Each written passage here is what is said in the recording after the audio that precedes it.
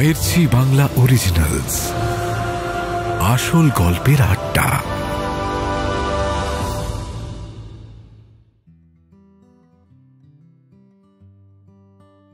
খাবারের প্যাকেটটা থেকে ফিশ ফ্রাইয়ের সুন্দর গন্ধ বেরোচ্ছিল। অপরাজিতা জিজ্ঞেস করল, কোথা থেকে কিনেছো ফিশ ফ্রাইটা?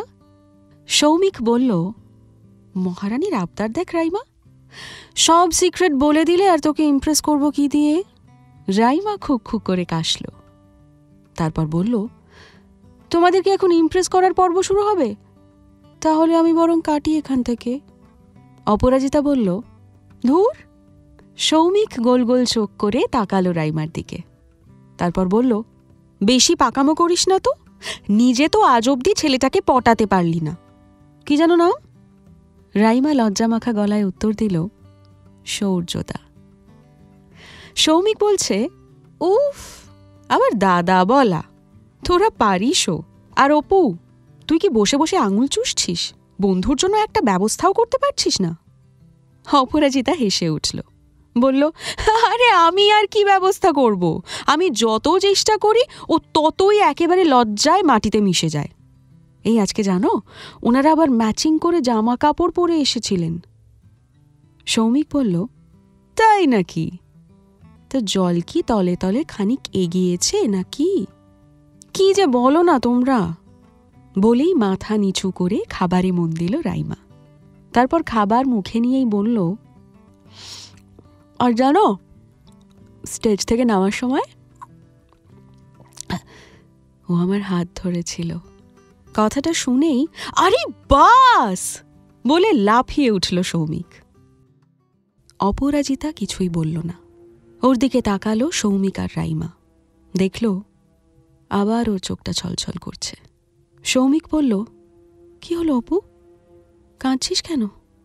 ঘরের দমবন্ধ অবস্থাটা কেটে গিয়েছিল অনেক আগেই। হঠাৎ আবার অপরাজিতার চোখে জলের কোনো কারণ বুঝতে পারল না রাইমা। অপরাজিতা কোনো উত্তর দিল না। খাবার রেখেই উঠে পড়ল। একরকম ছুটেই গেল বাথরুমে। সৌমিক আর রাইমা হতভম্ব হয়ে বসে রইল। ঘরে বসেই শুনতে পেল শব্দ। অপরাজিতার বমি হচ্ছে। বাথরুম থেকে বেরিয়ে এলো অপরাজিতা।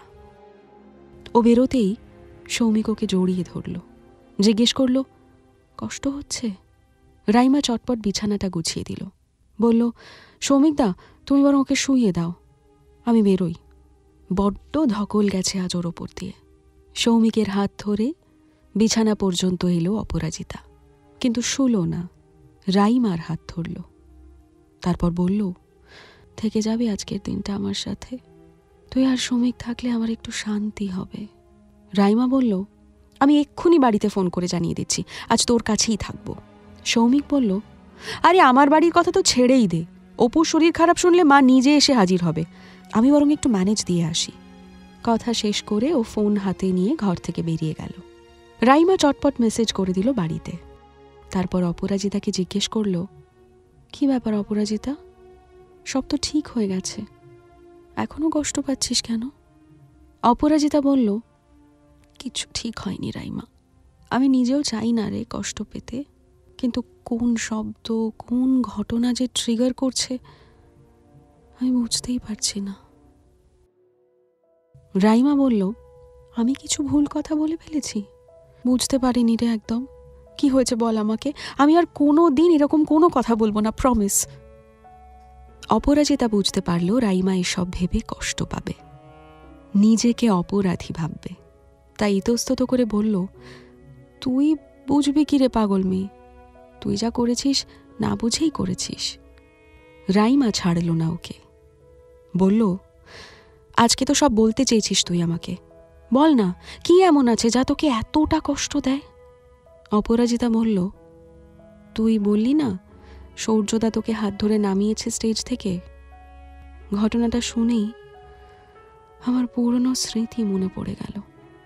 আমার জীবনেও একদম এরকমই একটা ঘটনা আছে জানিস। রাইমা আবার বলল, প্লিজ প্লিজ সবটা খুলে বল আমাকে, এত কথা নিজের মধ্যে চেপে রাখিস না। অপরাজিতা বলল, আমি তখন ক্লাস 7-এ পড়ি বুঝলি। সদ্য বুঝতে শিখেছি ফেলুদা বাস্তবে এক্সিস্ট করে না। আমার চারপাশে আমারই বন্ধুরা টুকটাক প্রেমপত্র দেয়া নেওয়া শুরু করেছে। কিশোরী বয়স তখন, সবাই মনে মনে দিব্যি নীলাঞ্জনা হতে শুরু করেছি। আমার জীবনেও হালকা গোঁফের রেখা নিয়ে এসেছে নচিকেতা। একসাথে হিস্ট্রি পড়ি আমরা, পাশাপাশি বসি, নোটসের খাতার শেষ পাতায় সাংকেতিক বাক্য ভাগ করে নিই। তুই কোনোদিন ল্যাকমে খেলেছিস? ওই যে LAKME খাতায় লিখতে হতো না, তারপর নামের স্পেলিং ধরে কাটাকুটি করতে হতো। রাইমা বলল, খেলিনি আবার, আমার তো সবার সাথেই আসতো, মানে এনিমি। অপরাজিতা অল্প হাসল, বলল, হ্যাঁ, আর আমার ওই ছেলেটার সাথে আসতো L। আরে আরে ক্যা বাত, বলল রাইমা। তারপর জিজ্ঞেস করল, কি নাম ছেলেটার? অপরাজিতা বলল, রূপম। অঙ্কেও খুব ভালো ছিল, কিন্তু ইতিহাসটা একদম পছন্দ করত না। এদিকে আমি আবার ইতিহাস স্যারের কাছে সব পরীক্ষায় হাইস্ট পাই। তখন তো প্রেম মানে খুচরো টাকা জমিয়ে চকলেট দেয়া। এই ছেলেটার সাথে আমার পরিচয় হয়েছিল ডিবেট কম্পিটিশনে। কখনো ও, আবার কখনো আমি ফার্স্ট হতাম। তার সাথে সপ্তাহে একদিন করে দেখা হতো ওই পড়ার ব্যাচে। কিন্তু জানিস, আমি কোনো দিন ওর হাত ধরিনি। শুধু একদিন, প্রত্যেক দিন পড়া শেষ হয়ে যাওয়ার পর ওই ঘরের দরজা বন্ধ করে দিত স্যার। একের পর এক সিগারেট খেত, সারা ঘর ভরে যেত ধোঁয়ায়। আমার খুব চোখ জ্বালা করত, ইচ্ছে করতো না স্যারের গল্পগুলো শুনতে। তারপর একদিন আমার হাত ধরল, টেনে নিল আমাকে নিজের কাছে। আমি বলেছিলাম বাড়ি যাব, ছেড়ে দিন। হাত ছাড়ল না, জোর করে ধরে বলেছিল, রূপমের হাত ধরেছিলিস কেন? আমি কোনো উত্তর দিতে পারিনি সেদিনও। বাড়ি এসে খুব কান্নাকাটি করেছিলাম। বলেছিলাম ওখানে আর পড়বো না। কিন্তু বাড়ির সবাই ভাবতো স্যার খুব ভালো মানুষ, আর আমিও পরীক্ষায় ভালো নম্বর পেতাম। কিছুতেই আমাকে ছাড়িয়ে দিল না পড়া থেকে। রাইমা অসহায় গলায় প্রশ্ন করল, তারপর? অপরাজিতা বলল, তারপর ক্লাস 8 হলো। বাড়ি থেকেও একাই পড়তে যেতে দিত। স্যার যদিও এসব কিছু করাই বন্ধ করল না, গায়ে হাত দিত যখন খুশি। আর আড়ালেরও দরকার ছিল না স্যারের, সবার সামনেই গায়ে হাত দিত। একদিন আমার জামার হাতাটা একটু নেমে গেছিল। সবার সামনেই স্যার আমার ব্রাটা ঢেকে দিয়ে বলেছিল, সবাইকে দেখাবে নাকি তুমি? সেদিন আর থাকতে পারিনি আমি। তখনই ওখান থেকে উঠে বেরিয়ে এসেছিলাম। চিৎকার করে সবার সামনে বলে এসেছিলাম, কেউ যেন আমাকে না ছোঁয়। বাড়িতে ফোন করেছিল স্যার, অবশ্যই সত্যি কথা বলেনি। বাড়ি ফেরার পর আমাকে বকতে শুরু করেছিল মা। বাবা মাকে শান্ত করেছিল, তারপর জানতে চেয়েছিল আমি কি চাই। প্রচণ্ড অশান্তি করে পড়া ছেড়েছিলাম আমি, কিন্তু জানতাম আমাকে পরীক্ষার নম্বরে প্রমাণ করতে হবে আমার মেধা, না হলে আবার ওই খারাপ মানুষটার কাছে আমাকে দিয়ে আসবে বাড়ির লোক। পরীক্ষা হলো, আমি হাইয়েস্টই পেলাম। বাড়িতে আর কোনো প্রশ্ন উঠল না, কিন্তু আমি মানুষটা একেবারে শেষ হয়ে গেছিলাম। রাইমা বলল, আমার না ভীষণ রাগ হচ্ছে কাকু কাকিমার ওপর। ওরা তো সব ব্যাপারে এত আধুনিক, এই ঘটনাগুলো কোনোদিন বুঝতে পারেনি কেন? ওদের কথার ফাঁকেই সৌমিক এসে বসেছিল চেয়ারে। ও বলল, এর উত্তরটা খুব সহজ রে রাইমা। কাকিমা নিজেও একজন ওয়ার্কিং লেডি, এরকম একটা সোসাইটিতে নিশ্চিত নিজেও এরকম অনেক ঘটনা ফেস করেছে, কিন্তু নিজের মেয়ের ক্ষেত্রে ভাবতে পারেনি। এটাই হয়তো জেনারেশন গ্যাপ। আধুনিকতাটা বড্ড মার্কেট ওরিয়েন্টেড, বুঝলি? সবাই মন থেকে আধুনিক হতে পারে না। সৌমিকের কথা শুনে মাথা নাড়ল রাইমা। সত্যি ও ভাবতেই পারে না যে কলকাতা শহরের বুকে এই ঘটনা ঘটতে পারে। সবচেয়ে বড় কথা, অপরাজিতাদের পরিবারের বেশ নাম ডাক আছে, যথেষ্ট সম্মান আছে এই অঞ্চলে। ওর অবাক লাগে। রাইমা মনে মনে ভাবে, তাহলে নিরাপত্তা কোথায়? নিজের ঘরে একটা বাচ্চা মেয়ে পরিবারের আত্মীয়ের সঙ্গেও সেফ নয়। কি বা ক্ষমতা থাকবে একটা বাচ্চার? আর সে যখন বড় হচ্ছে, প্রাইমারি স্কুলের গণ্ডি পেরিয়ে সেকেন্ডারি স্কুলে পৌঁছচ্ছে, তখনও একই অবস্থা। স্কুলের টিচার, তার লিঙ্গ পরিচয় যদি পুরুষ হয়, ছাত্রীরা নিরাপদ নয়। খবরের কাগজ, নিউজ চ্যানেল প্রতিদিনই তো এরকম খবর করে, কিন্তু সেই মেয়েগুলোর মন কোনো নিউজ রিপোর্টে উঠে আসে না। রাইমার খুব জানতে ইচ্ছে করল অপরাজিতার মনের কথা। ও জিজ্ঞেস করল, তুই তো তখন সদ্য কিশোরী, তাই না? অপরাজিতা বলল, হ্যাঁ, স্যানিটারি ন্যাপকিনটাও নিজে কিনতে শিখিনি, মা এনে দেয়। রাইমা বলল, এত কিছু ঘটনার কোনো মানসিক প্রভাব পড়েনি তোর ওপর? কেমন ছিলিস তুই? অপরাজিতা বলল, তখনকার এক্স্যাক্ট ইমোশনগুলো গুছিয়ে আর প্রকাশ করতে পারবো বলে মনে হয় না রে, তবে অনেক কিছু একসাথে মনে হতো। আয়নার দিকে তাকিয়ে বুঝেছিলাম আমার শরীরটা রিতম বা সপ্তর্ষির মতো নয়। যতই একসাথে খেলি না কেন, আমার এখন ছুটতে একটু অসুবিধে হয়। আমার গা, হাত, পা ওদের চেয়ে নরম। তাই আমি আলাদা। আমি এরকম হতে চাইতাম না, জানিস। ততদিন ফেলুদা ছেড়ে উত্তীর্ণ হয়েছি শার্লকে। আমি ছেলে হতে চাইতাম। সাজতে ভালো লাগতো না মেয়েদের মতো। মাকে বলেছিলাম গান ছেড়ে দেব, ক্যারেটেতে ভর্তি হব, সাঁতার শিখব।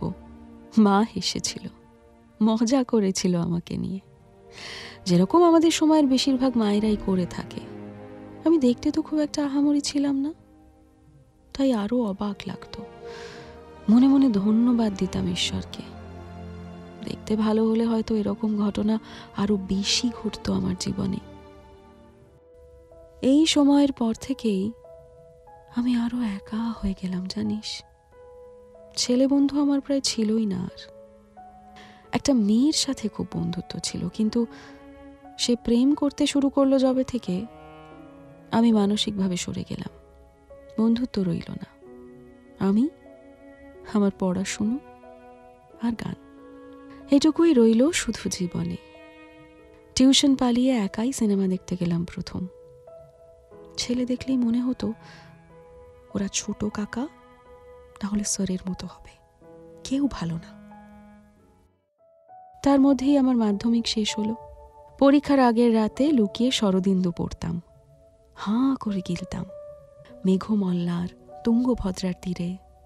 পড়তে গিয়ে বুঝলাম, না, এই তো প্রেম হয়, তার মানে সব ছেলেরাই খারাপ নয়। আমাদের ওই সময়ে প্রেমের ধারণাটাও খুব টিপিক্যাল ছিল তো।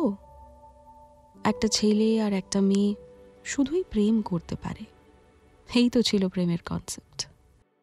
যাই হোক, মাধ্যমিকে সবকিছু ভালোই উতরালো, অঙ্কটা বাদে। বাড়ির লোক বুঝলো একে দিয়ে আর যাই হোক সায়েন্সটা হবে না। আমার বাড়ি থেকে পড়াশুনো নিয়ে কোনোদিনই বিশেষ চাপ দেয়নি। আমি হিউম্যানিটিজ নিয়েই পড়াশুনো শুরু করলাম। ততদিনে আমার একজন বন্ধু হয়েছে, দিদুন। প্রথম হার্ট অ্যাটাকের পরেই মা দিদুনকে আমাদের বাড়িতে নিয়ে চলে আসে। স্কুলে যেতেও আর খুব একটা ভালো লাগতো না। বহুদিন দুপুরবেলা দিদুনের কাছেই সময় কাটত। আমি বই পড়তাম, সিনেমা দেখতাম, দিদুন উল বুনত, বড়ি দিত। দুই প্রজন্মের দুজন মেয়ের মিষ্টি বন্ধুত্ব হয়েছিল। দিদুনের মুখে দাদু ভাইকে নিয়ে অনেক গল্প শুনতাম। জানিস তো, আমার দিদুন সেই সময় গ্র্যাজুয়েট ছিলেন। উনিও শিক্ষকতা করেছেন দীর্ঘদিন। দাদু ভাইয়ের সাথে প্রেম করে বিয়ে করেছিলেন। মেয়েবেলার শুরুতে আমার মনে প্রেমটা আবার দিদুনই এনেছিল। খুঁটিয়ে খুঁটিয়ে রোজ জানতে চাইতো কাউকে পছন্দ হলো কিনা। আমি তো উল্টে নিজের বক্তব্য রাখতাম, পৃথিবীতে একটিও ভালো ছেলে নেই, এই ছিল আমার মত। কিন্তু দিদুন আমাকে বলতো দাদু ভাইয়ের কথা। দিদুনের জন্য নাকি রান্নাও করে দিত দাদু ভাই। দিদুন চাকরি ছেড়ে দিক কোনো দিন চাইনি দাদু ভাই। তাই নিয়ে বাড়িতেও অনেক অশান্তি সহ্য করতে হতো দাদু ভাইকে। রাইমা আটকালো অপরাজিতাকে, জিজ্ঞেস করল, তুই কোনোদিন দিদুনকে তোর জীবনের এই ঘটনাগুলো জানাসনি কেন? সৌমিক বলল, এক্স্যাক্টলি, এটা তো আমি ওকে কতবার বলেছি। দিদুন is such a lovely person. ও যদি একবার এই অফিসের সিনিয়রের কথা জানায়, দিদুন গিয়ে তার মুখে লঙ্কা বাটা ঢেলে দিয়ে আসবে। অপরাজিতা বলল, সৌমিক, সবাইকে তুমি নিজের মতো ভেবো না। দুনিয়া সবাই পাগল নাকি তোমার মতো? সৌমিক চুপ করল, তাচ্ছিল্যের ভাব করল। তারপর একটা সিগারেট ধরিয়ে উঠে পড়ল। বলল, তোরা বস, আমি বরং আইসক্রিম নিয়ে আসি। অপরাজিতা বলল, খেয়ে খেয়েই সব টাকা উড়িয়ে দাও। সৌমিক কোনো উত্তর না দিয়ে বেরিয়ে গেল ঘর থেকে। রাইমা একটা বালিশ নিয়ে শুয়ে পড়ল অপরাজিতার পাশেই। বলল, তুই না খুব মিষ্টি একটা মেয়ে। অপরাজিতা বলল, হঠাৎ এত প্রশংসা, কি ব্যাপার? রাইমা বলল, তুই কেমন সবকিছু নিজের বুকের মধ্যে বেঁধে রেখেছিস বলতো? কাউকে বলিসনি। সকলের সম্পর্কের সমীকরণের জন্য নিজেকে কষ্ট দিয়েছিস। আমরা কেউ টাইম মেশিনে করে পিছিয়ে গিয়েও সেগুলো বদলে দিতে পারবো না রে। অপরাজিতা বলল, বদলে যেন না যায় কখনো। এইসব কষ্ট, এইসব ক্ষত আমি খুব আগলে রেখেছি রে। এগুলোই আমার পরিচয়। আমি একটা বই লিখব জানিস, যেখানে আমি সব কথা সবাইকে জানিয়ে যাব। যে বইটা মায়েদের কাছে গিয়ে বলবে বাচ্চাদের আরো অনেকটা বন্ধু হতে, প্রেমিকের কাছে গিয়ে বলবে প্রেম মানে শুধু শরীর নয়। রাইমার বুক ফুঁড়ে একরাশ কান্না উঠে আসছিল। ও অপরাজিতাকে জড়িয়ে ধরে বলল, আই লাভ ইউ। তুই প্লিজ এরকমই থাকিস, বদলে যাস না। অপরাজিতা বলল, ধুর পাগল মেয়ে, তোর মতো বন্ধু থাকলে আমি আর একদম বদলাবো না। সৌমিক ঘরে ঢুকে পড়ল 3টে কুলফি নিয়ে। সবাইকে ও হাতে হাতে কুলফি ধরিয়ে দিল। তারপর বলল, তোরা বুঝি স্তুতি বন্দনা করছিলিস, আমি ভুল সময় চলে এলাম? অপরাজিতা বলল, অবশ্যই ভুল সময় এসেছ, দরজায় নক করা উচিত ছিল। সৌমিক বলল, নক করবে না ছাই, ওই শয়তান ছেলেটার গল্পটা শেষ হলো? রাইমা বলল, শয়তান ছেলে আবার কে? অপরাজিতা বলল, আরে ও তখন ছোট ছিল সৌমিক, শয়তান বলো না। সৌমিক বলল, চুপ কর, ছোট নাকি? দেখে তো আমার তা মনে হয়নি। রাইমা বলল, আরে তোমরা কাকে নিয়ে কথা বলছো বলবে? অপরাজিতা বলল, তোকে বললাম না দিদুনের কাছে আমি নতুন করে প্রেমের লেসন্স নিচ্ছিলাম। রাইমা বলল, হ্যাঁ হ্যাঁ, কথা বলতে বলতে তো আমরা অন্যদিকে চলে গেছি, বল বল। অপরাজিতা মন দিয়ে কুলফি শেষ করল। তারপর সৌমিককে বলল, থ্যাংক ইউ। রাইমার দিকে ঘুরে বলল, সময়টা তখন এরকমই বুঝলি, বসন্ত প্রায় এসে পড়েছে। মনের ভেতর শান্তিনিকেতন, আর রাস্তায় রাস্তায় মেপল পাতা ঝরছে। এরকমই দুপুর নাগাদ আমার ফোনে একটা মেসেজ এলো, মেসেঞ্জারে। একটা গান লিখেছি, তোর গলায় বেশ মানাবে, গাইবি? গান বলতে তখন ডিলান আর বায়াস। ছেলেটাকেও দেখতে শুনতে মন্দ নয়, রাজি হয়ে গেলাম। সৌমিক কথার মাঝে আবার ফুট কাটল, বলল, ভাবের ঘরে বাস করলে তো যাকে তাকে ডিলান আর নিজেকে বায়াস মনে হবেই। রাইমা বলল, সৌমিক দা থামো না, একটু শুনি ওর গল্পটা। সৌমিক হাসল, বলল, হ্যাঁ হ্যাঁ শোনো শোনো, তোমাদের আড্ডা তো আজকে জমে উঠেছে, আটকানোর আমি কে? অপরাজিতা বলল, বুঝেছ যখন চুপটি করে বসো না। খাটের পাশেই অনেক ম্যাগাজিন রাখা ছিল। সৌমিক তারই একটা খুলে বসল। অপরাজিতা শুরু করলো আবার, তখন জানিস আমার পৃথিবীটা আবার নতুন করে ভালো লাগছে। সামনেই একটা বড় পরীক্ষা আসতে চলেছে, এসব জাস্ট মাথাতেই নেই। টেস্ট পেপারের গন্ধের মধ্যে মুখ ঢুকিয়েও মাথার মধ্যে অন্য কিছু চলছে, আর মন বলছে হেথা নয়, হেথা নয়, অন্য কোনোখানে। কথা শেষ করেই গুনগুন করে উঠল রাইমা, আজও আছে গোপন ফেরারি মন।